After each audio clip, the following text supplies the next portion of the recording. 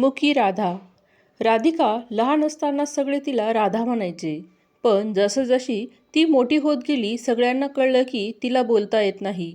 हळूहळू करता राधा ही मुकी कशी झाली हे तिलाच कळलं नाही. ती सुद्धा काय करणार, घरातले तिला मुकी ए मुके असंच म्हणत. पण तिला काही ऐकू येत नसत. मग लोकांचा तिला राग कसा येईल. घरात 18 दारिद्र्य आणि बाप दारुडा असल्याने घरावर लक्षच नसायचं. तरीही राधा जीवनाच्या खडतर वळणावरही आनंदी राहून बागडायची. अगदी गोड होती ती. लाल चुटूक होठ, मोठे डोळे, दाट काळेभोर केस, ज्यांची ती स्वतः दोन्ही बाजूने बो बांधून त्यांना लाल रिबीन लावून सजवायची. स्वतःही आनंदी राहायची आणि दुसऱ्यांना पण आनंद द्यायला नेहमी पुढे असायची. पण कोणी कधी स्वार्थाशिवाय तिच्याशी बोलत नसे. तिला कधी कोणी प्रेमाने हाक सुद्धा मारली नव्हती. थोडा वेळ ती रडत, मग पुन्हा सगळं विसरून ती पहिल्यासारखी होत होती. तिची आई तिला जरा आराम करू देत नव्हती. कपडे धुणे, भांडे घासणे, विहिरीवर जाऊन पाणी भरून आणणे. ती विहिरीवर पाणी भरत असताना तिच्या मैत्रिणी तिच्या पाठी दिसताच तिच्या बादलीतलं पाणी स्वतःच्या बादलीत टाकत. ती मुकी असल्याने काहीच कोणाला बोलू शकत नव्हती. तरीही हातवारे करत ती बोलण्याचा प्रयत्न केला की त्या सगळ्या मिळून तिच्यावर हसत. संध्याकाळपर्यंत ती एकटीच विहिरीजवळ राहत. तिला त्या मुद्दाम भुताच्या गोष्टी हातवारे करून तिला सांगून घाबरवत. बिचारी हातवारे करत गयावया करायची तिच्यासोबत थांबण्यासाठी. पण सगळ्या निघून जात. उशिरा आल्याने आईचा मार सहन करावा लागत. त्यात तिच्या आईचं यावर समाधान होत नसे.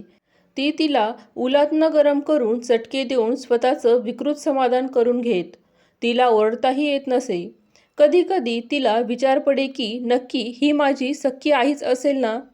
पण दुसरीकडे तिची आई तिच्या लहान बहिणीला व भावाला खूप जीव लावत असे. ते बघून तिला खूप एकाकी वाटे. आई अशी वागते म्हणून दोघं भावंडंसुद्धा तिला तुच्छतेची वागणूक देत. त्यांना सगळं आयतं हातात लागायचं. ते तिला अजिबात मोठी बहीण मान देत नसत. उलट तिचा येता जाता पान उतारा करत, अपमान करत. बिचारी राधा सगळं निमूटपणे बघत आणि मोठं मन करून सगळं विसरून जात. राधा आता 20 वर्षाची झाली होती.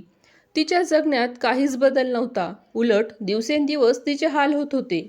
तिच्या लहान बहिणीचं चांगलं स्थळ बघून लग्न लावून दिलं. लग्नात तर राधा नवरीपेक्षाही सुंदर दिसत होती. तिने लग्नात आलेल्या सर्व पाहुण्यांची सरबराई केली. तिचं कौतुक कोणी करत तर तिची आई नाक मुरडत तिथून निघून जाई.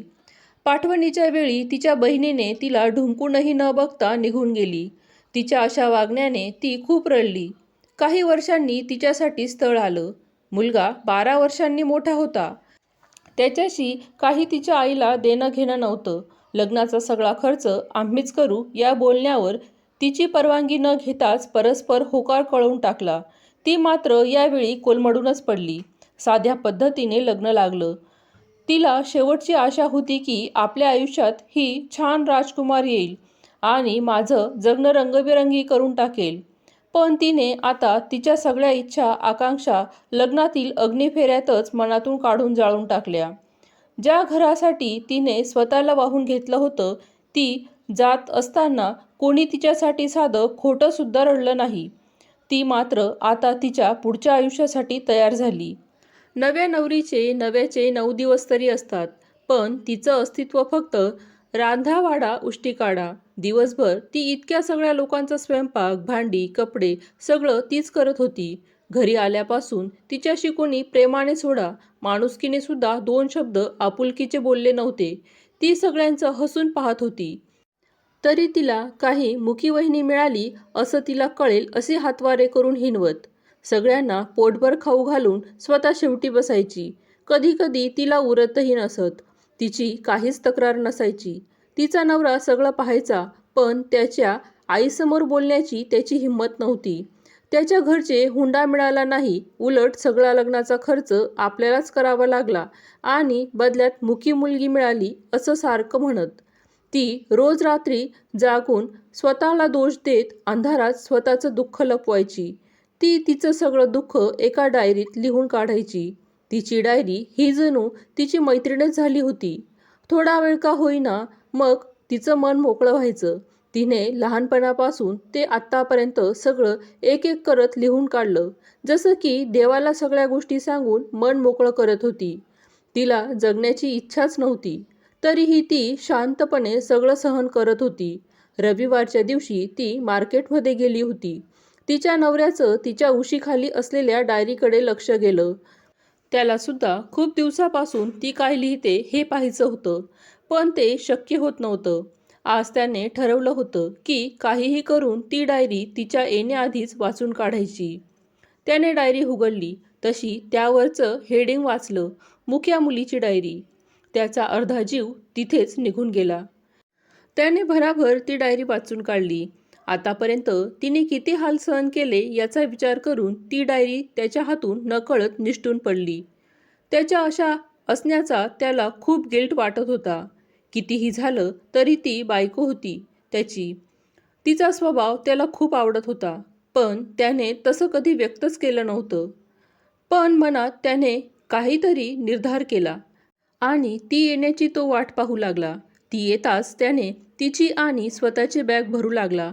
तिला विचारावंसं वाटत होतं की कुठे जायचे, पण तिने सगळं सोडून दिलंय. तीही नशीब जसं नेईल तसं जाईल असा विचार करून गप्प त्याच्या मागे जाऊ लागली. हातात बॅग घेऊन मुलगा आणि पाठीमागे सून पाहून त्याच्या आईने त्याला थांबवलं. तसं तो म्हणाला, आई मी चाललोय या घरातून निघून. राधाला सुद्धा घेऊन जातोय. अजून मला नाही बघवत तिचे हाल. प्लीज आम्हाला अडवू नकोस. पहिल्यांदा मुलाला असं बोलताना पाहून त्याची आई ओरडली त्याला, अरे हिने कान भरवले का तुझे? थांब, हिला वटणीवर आणते की नाही बघ. आई, कान भरवायला तिला बोलता तरी आलं पाहिजे ग. ती तर तुमची मुकी वहिनी आहे, बरोबर की नाही? असं म्हणत त्याने पाठीमागे असलेल्या घरच्यांवर नजर फिरवली. तसे त्यांची मान शरमेने खाली झाली. मोलकरणीसारखं राब राब राबून घेतलं तिला. पण कधी तिला काय वाटतं, तिचं अस्तित्व आपण जाणून घेतलं का? तर लग्नाचा सगळा खर्च आपल्याला करावा लागला आणि बदल्यात मुकी मुलगी मिळाली. आई, पण तू हे पाहिलंस का? माझं लग्न ठरत नव्हतं. तू आणि बाबांनी किती स्थळं पाहिली.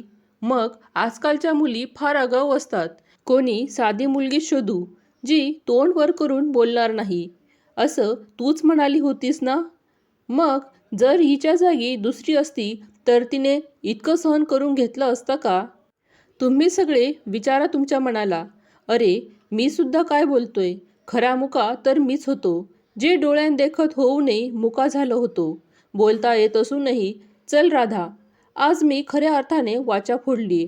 तुझ्यासाठी नाही तर आपल्यासाठी. चल इथून, क्षणभर सुद्धा नाही राहायचं आपण.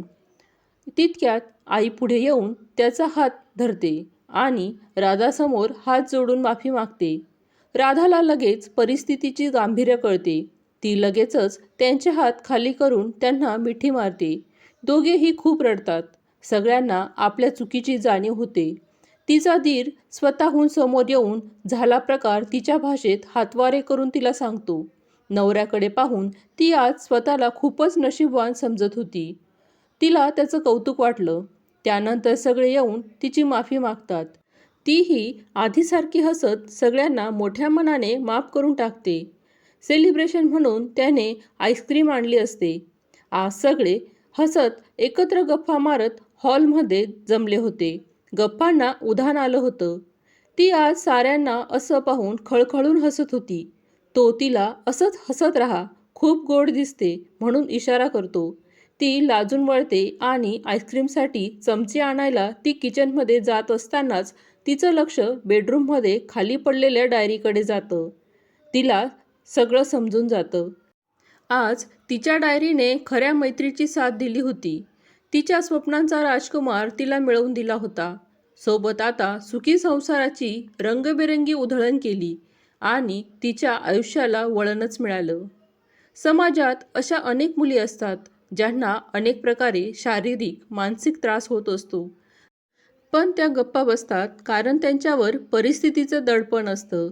व्हिडिओमधील कथा आवडली असेल तर लाईक करा, शेअर करा, सबस्क्राईब करा. धन्यवाद.